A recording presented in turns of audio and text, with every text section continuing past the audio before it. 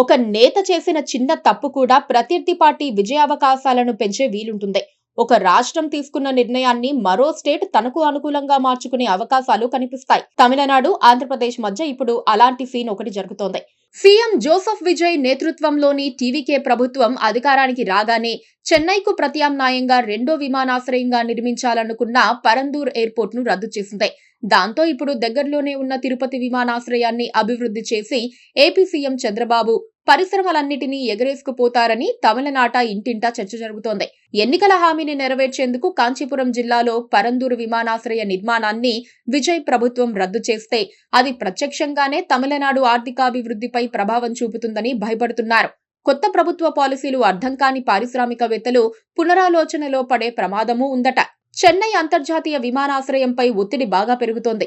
దాంతో చెన్నైకు రెండో విమానాశ్రయం నిర్మించాలని నిరుటి డీఎంకే ప్రభుత్వం నిర్ణయించుకుంది. రాజధాని మహానగరానికి కాస్త దూరంగా కాంచీపురం జిల్లా పరిధిలోని పరందూర్ ప్రాంతంలో 15 గ్రామాల నుంచి భూసేకరణ జరిపారు.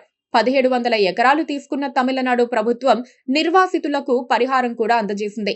శ్రీ పెరంబుదూర్ పారిశ్రామిక వాడకు అత్యంత చేరువగా ఉండే పరందూర్ ప్రాంతంలో విమానాశ్రయం వస్తే పరిశ్రమలు, పారిశ్రామికవేత్తల రాకపోకలకు ప్రయోజనకరంగా ఉంటుందని స్టాలిన్ ప్రభుత్వం భావించింది. ఆంధ్రప్రదేశ్కు చెందిన పౌర విమానయాన శాఖ మంత్రి రామ్మోహన్ నాయుడు కూడా కేంద్రం వైపు నుంచి తొలిదశ అనుమతులు ఇచ్చారు. అయితే పరందూర్లో ఒక వర్గం మాత్రం అక్కడ అంతర్జాతీయ విమానాశ్రయానికి వ్యతిరేకత వెళ్లిబుచ్చుతూ ఉద్యమించింది. జనవనరులు దెబ్బతింటాయని, పంటలు పండవని నిరసనలు నిర్వహించారు. దాంతో ఎన్నికల ప్రచారం సందర్భంగా పరందూర్ ప్రాంత ప్రజలకు విజయ్ హామీ ఇచ్చారు. అధికారానికి రాగానే పరందూర్ ఎయిర్పోర్ట్ ను రద్దు చేసి వేరొక చోట నిర్మిస్తామని చెప్పుకున్నారు. అన్నట్లుగానే 2 వారాల క్రితం పరందూర్ ఎయిర్పోర్ట్ ను రద్దు చేస్తూ తమిళనాడు ప్రభుత్వం ఉత్తర్వులిచ్చింది. అదే ఇప్పుడు రాష్ట్ర వ్యాప్తంగా చర్చకు దారితీసి కొత్త భయాందోళనలకు కారణమవుతోంది. నిజానికి దక్షిణాదికి కేంద్ర బిందువుగా భావించే చెన్నైకు రెండో విమానాశ్రయం చాలా అవసరం. ఆ దిశగానే చెన్నై పరందూర్ ఎయిర్పోర్ట్ ప్రాజెక్టుకు అంకురార్పణ జరిగింది. పారిశ్రామికవేత్తలు, వర్తక సంఘాలు మీటింగులు పెట్టి మరీ పరందూర్ను ఆహ్వానించారు. చివరకు సీఎం విజయ్ తీసుకున్న నిర్ణయంతో వారంతా కంగుతిన్నారు. దీనివల్ల పక్కనున్న ఆంధ్రప్రదేశ్ ప్రయోజనం పొందుతుందని భయపడే వాళ్లు ఉన్నారు. చెన్నై విమానాశ్రయానికి తిరుపతి కేవలం 140 కిలోమీటర్ల దూరంలో ఉంటుంది. అక్కడ రోజువారీ కనీసం 2 డజను విమానాలు రాకపోకలు సాగిస్తాయి. శ్రీ సిటీ లాంటి పారిశ్రామిక వాడలు ఆ విమానాశ్రయానికి దగ్గరగా ఉన్నాయి. తమిళనాడు ప్రభుత్వం ప్రత్యామ్నాయ స్థలం వెతుక్కుని విమానాశ్రయ పనులు మొదటికి తెచ్చుకునే లోపు ఆంధ్రప్రదేశ్ ప్రభుత్వం దూకుడు పెంచితే పరిస్థితి ఏంటని తమిళనాడులో కొందరు నేతలు, పారిశ్రామికవేత్తలు ఆందోళన చెందుతున్నారు.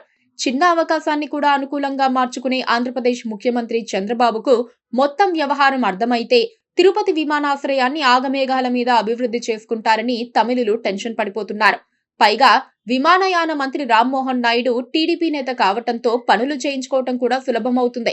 తిరుపతిలోని రేణిగుంట విమానాశ్రయం కూడా పరందూర్, శ్రీపెరంబుదూర్కు 100 కిలోమీటర్ల లోపే ఉంటుంది. అంతా అయిపోయాక చెన్నైకు నింపాదిగా రెండో ఎయిర్పోర్టు కట్టుకుని ప్రయోజనం ఏముంటుందని తమిళులు ప్రశ్నించుకుంటున్నారు. ఢిల్లీకి నోయిడా ఉన్నట్లే బెంగళూరుకు త్వరలో రెండో విమానాశ్రయం వస్తున్నట్టే చెన్నైకు త్వరగా సెకండ్ ఎయిర్పోర్ట్ నిర్మించాలి కదా అన్నది కొందరి ప్రశ్న.